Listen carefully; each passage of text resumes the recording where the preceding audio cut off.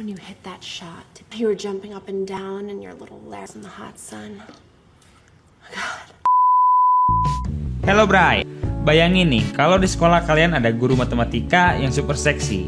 Dan ternyata guru seksi tersebut suka juga ke kalian dan ngajak kalian untuk mantep-mantep.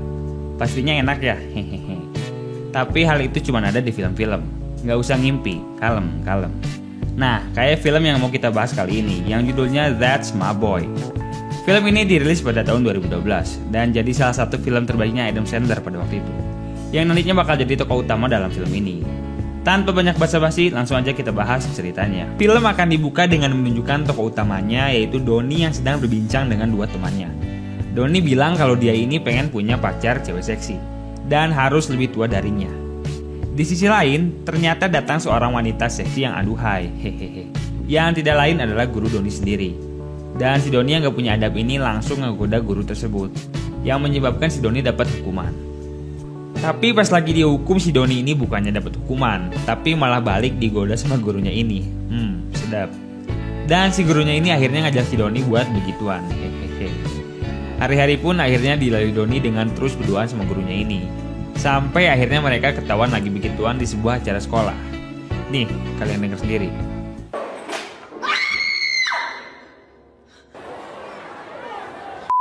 Anehnya si Donnie yang udah ketangkep basah ini bukannya dapat hukuman, tapi malah dapat sambutan meriah dari para temannya. Emang legend orang. Akhirnya karena perbuatannya tersebut, guru Donnie ini disidang dan dapat 30 tahun hukuman penjara. Tapi ternyata si guru Donnie ini udah hamil. Dan gurunya ini nyuruh si Donnie untuk selalu ngejaga dan ngurusin anak mereka selagi dia di penjara. Singkat cerita, scene pun berpindah pada 30 tahun kemudian. Di sini kita dilihatin Donnie yang udah tumbuh dewasa dan memiliki kehidupan yang suram, pengangguran, dan punya banyak hutang. Dan di sini pun Donnie memiliki tunggangan pajak sebesar $50.000. Dan jika pajak tersebut nggak dibayar, Donnie ini bakal dipenjara dalam waktu 1 minggu lagi. Si Donnie yang kebingungan pun akhirnya curhat ke temannya, si penari seksi ini. Seksi. Di sini temannya Donnie bilang ke Donnie untuk coba minta uang ke anaknya, yang sekarang udah tumbuh dewasa. Dan nama anaknya ini Han. Diceritain kalau anaknya Donnie ini sekarang udah sukses dan bakal nikah dalam waktu seminggu lagi. Di sini, Donnie sebenarnya udah nggak mau untuk ketemu sama anaknya. Tapi akhirnya Donnie ini mau setelah dijanjiin $50.000 kalau dia bisa ngebawa anaknya ini ketemu sama ibunya. Ya nantinya kisah tersebut bakalan dijadiin sebuah acara TV show. Di sisi lain kita akan diliatin si Han alias anaknya Donnie sama gurunya tadi yang lagi makan bareng keluarga tunangannya. Nama tunangannya ini Jamie. Dan di sini ada ayah dan ibunya Jamie serta adiknya Jamie seorang tentara yang namanya Chad. Dan di sini si Han ternyata merubah namanya menjadi Todd karena ia malu dengan masa lalu ayah dan ibunya.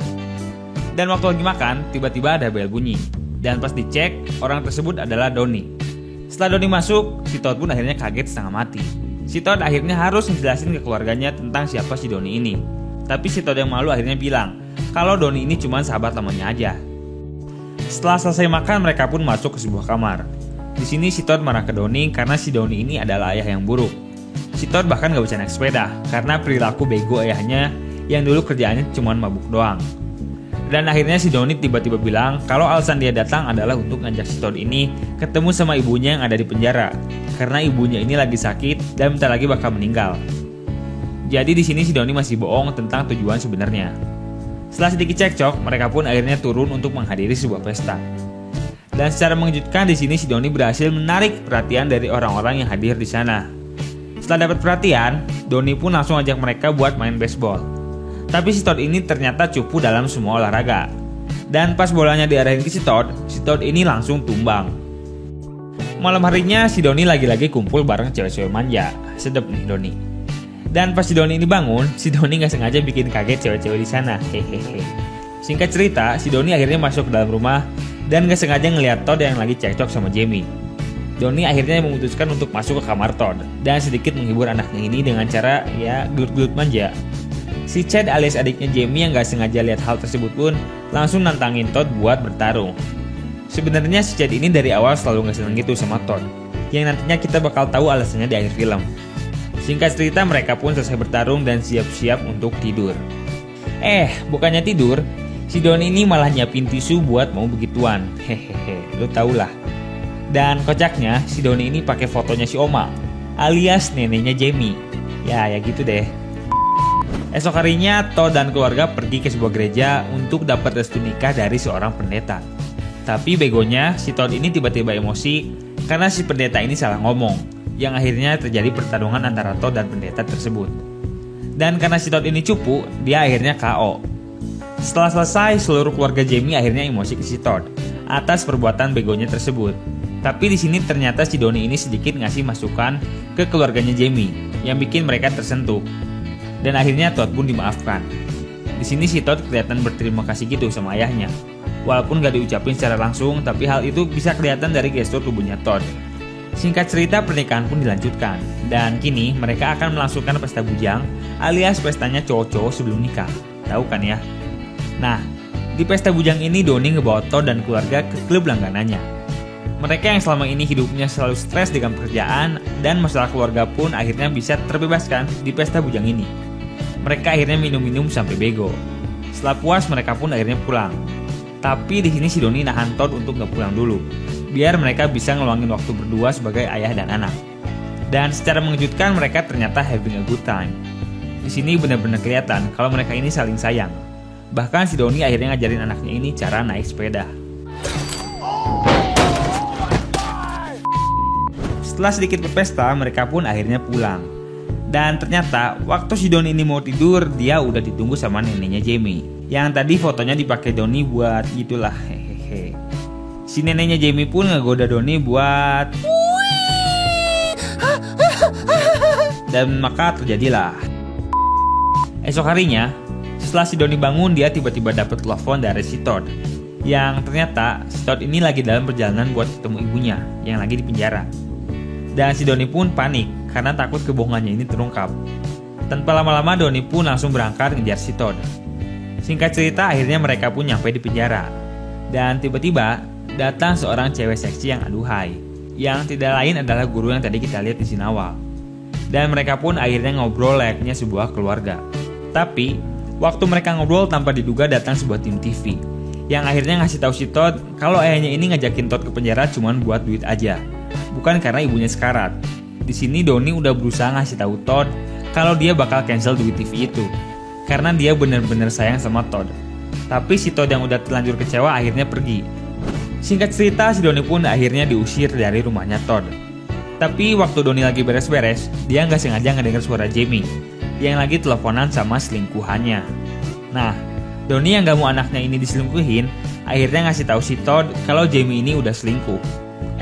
Sayangnya, si Jamie ngakunya kalau yang dia telepon ini cuman wedding planner aja, yang ngurusin pesta nikahan mereka. Si Donnie yang udah buat onar pun akhirnya bener-bener diusir dari situ.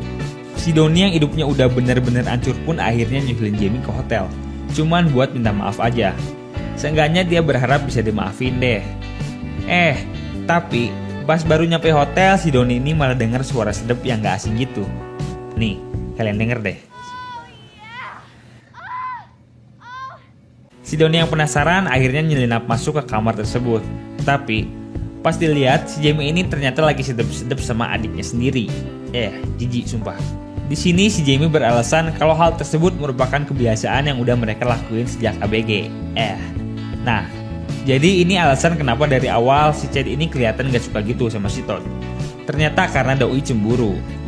Tanpa banyak lama, akhirnya si Donnie berniat ngasih tahu Todd yang sebenarnya terjadi. Tapi akhirnya di sini si Jamie ngasih duit $50.000 biar si Donnie ini bisa tutup mulut. Dan si Donnie yang benar-benar lagi butuh duit pun akhirnya nerima aja tuh duit. Singkat cerita, pernikahan pun berlangsung. Dan di sisi lain kita diperlihatkan si Donnie yang lagi merenung di rumahnya. Dan setelah dapat sedikit ilham, si Donnie pun akhirnya memutuskan untuk nyusulin Todd ke pernikahannya dan ngasih tahu sebenarnya apa yang terjadi. Gak lama setelah itu, si Donnie pun akhirnya nyampe di sana. Dan di sini Donnie jujur ke semua orang kalau dia adalah ayahnya si Todd. Di sini pun si Donnie sekaligus ngancam ke Jamie untuk ngasih tahu ke Todd tentang apa yang udah terjadi semalam, atau Donnie bakal ngasih tahu ke semua orang di sana. Akhirnya, tanpa pilihan lain, Jamie pun ngebisikin ke Todd tentang hubungan terlarangnya dengan Chad, adiknya. Dan akhirnya si Todd pun merasa jijik bersama semua orang di sana, yang bikin pernikahan tersebut batal. Akhirnya si Todd berterima kasih ke ayahnya ini karena udah nyelamatin dia dari cewek gak bener. Dan udah, bubar, filmnya udah beres. Nah, gimana nih filmnya? Seru dan menggugah bukan? Hehehe. Secara garis besar, film ini memiliki cerita yang cukup simpel, yaitu mengenai seorang ayah yang berusaha untuk menjalin kembali hubungan baik bersama anaknya dengan diselingi komedi-komedi dewasa. Walaupun film ini bukanlah film terbaik yang pernah dirilis, tapi film ini mungkin akan cocok untuk kalian yang menyukai film dengan genre komedi dewasa. Dan untuk kalian yang suka film-film semacam ini bisa langsung kasih like dan komen di kolom bawah. Sekian video kali ini dan goodbye.